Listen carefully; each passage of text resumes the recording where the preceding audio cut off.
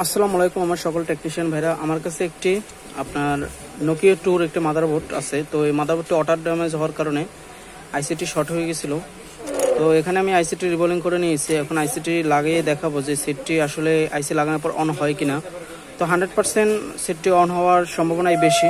তো ভিডিওটি না টেনে পুরোপুরি দেখার অনুরোধ রইল। আর যারা আমার চ্যানেলে নতুন, এখনও চ্যানেলটি সাবস্ক্রাইব করেন নেই, তারা অবশ্যই আমার চ্যানেলটি সাবস্ক্রাইব করে রাখবেন এবং পাশে থাকা বেল আইকনটি ক্লিক করে রাখবেন। তো চলুন ভিডিওটি শুরু করা যাক, কিভাবে সঠিক পদ্ধতিতে আপনারা পাওয়ার আইসি লাগাবেন। তো দেখতে পাচ্ছেন এখানে বন্ধুরা ছোট ছোট ছিদ্র আছে।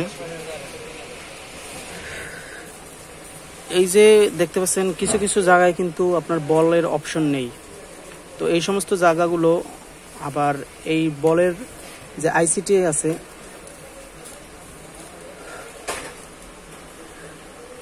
এই আইসিটির কিন্তু কিছু কিছু জায়গায় দেখতে পাচ্ছেন বল নেই।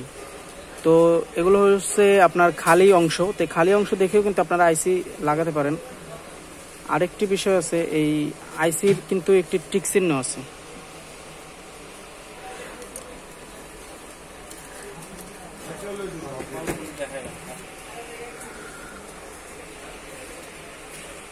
দেখতে পাচ্ছেন বন্ধুরা, আইসির কিন্তু একটি টিক চিহ্ন আছে। এই যে টিক চিহ্নটি, যখন আইসিটি খুলবেন যে কোন সাইটের টিক চিহ্নটি, সেটি দেখে কিন্তু খুললে পরবর্তীতে লাগানোর সময় কিন্তু আপনাদের অনেক ভালো হবে।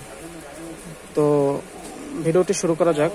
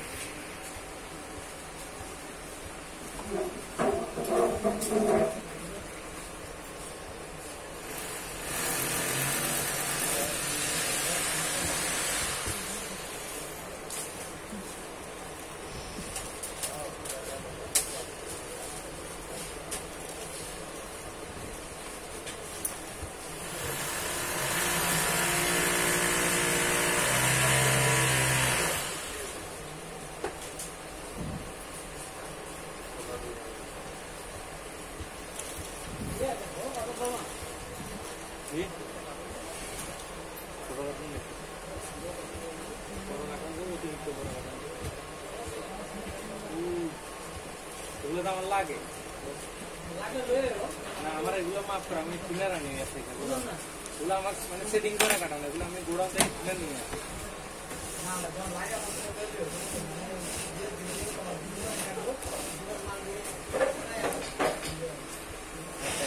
এখানে দুইটা কাটানো আছে, ওইটাই হয় কিনা আগে দেখা।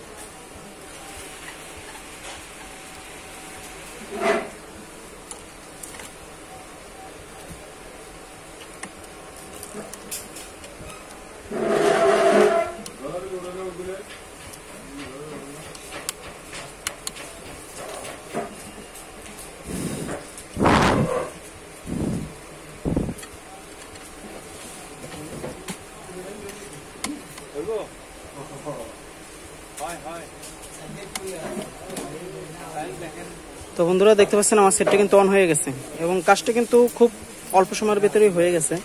তো এভাবে করে কিন্তু আপনারা প্রত্যেকটা সেটের পাওয়ার আইসি লাগিয়ে নিতে পারেন। তো ভিডিওটি ভালো লাগলে অবশ্যই লাইক কমেন্ট শেয়ার করতে বলবেন না এবং আমার চ্যানেলটি অবশ্যই সাবস্ক্রাইব করে রাখবেন। তো আসসালামু আলাইকুম ওয়া রাহমাতুল্লাহি ওয়া বারাকাতুহু।